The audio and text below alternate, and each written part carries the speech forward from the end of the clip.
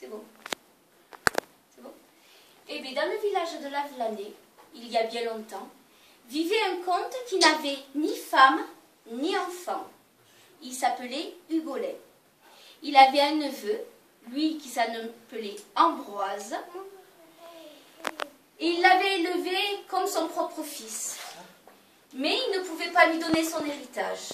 Donc il décide d'envoyer Ambroise chercher une fille d'un des comtés voisins, qui est très belle, qui s'appelle Félix.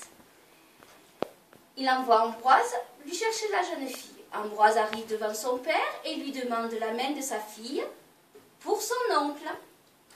À cette époque-là, les filles n'avaient pas vraiment leur droit de dire quoi que ce soit. Elles durent suivre Ambroise pour épouser un homme qui a 2 fois son âge. Pour que le voyage se passe bien, sa nounou, à Félix, lui prépare plusieurs potions magiques, dont une pour la nuit de noces, pour que le mariage soit heureux et rempli d'amour. Mais durant les voyages, les 2 jeunes gens se trompent de potions et boivent le filtre d'amour. Automatiquement, Ambroise et Félix tombent éperdument amoureux. Mais quand ils arrivent à Lavelanet, Félix dut épouser Hugolin, le comte de Lavelanet. Très vite, ce comte se rend compte de l'attirance de Félix et d'Hugolin. Alors il envoie son neveu loin de ses terres. Mais le soir même, il s'enfuit avec Félix. Poursuivis par les gardes et les chiens de chasse, ils sont retrouvés main dans la main sous un noisetier, tout simplement endormis. Comme le mariage n'a pas été trahi, le comte récupère son épouse et envoie cette fois-ci son neveu à la guerre. Cela a duré des années.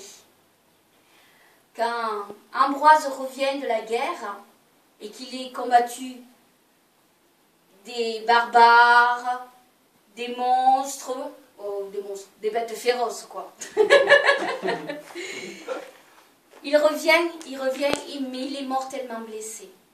Personne n'ose dire à Félix que son bien-aimé est revenu, de peur que le comte se fâche. Mais Félix vient à le savoir, et quand elle arrive auprès de lui, il est déjà mort. Son pauvre cœur, rien qu'à cette idée, se brise, et à son tour, elle meurt quelques jours plus tard. Le comte de Lavelanet prend les 2 jeunes gens et les enterre sous l'arbre où il les a trouvés, l'un à côté de l'autre. C'était sous un noisetier.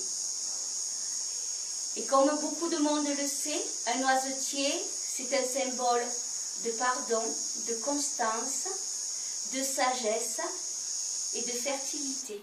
Depuis ce jour, on peut voir sur le blason de Lavelanet une branche de noisetier.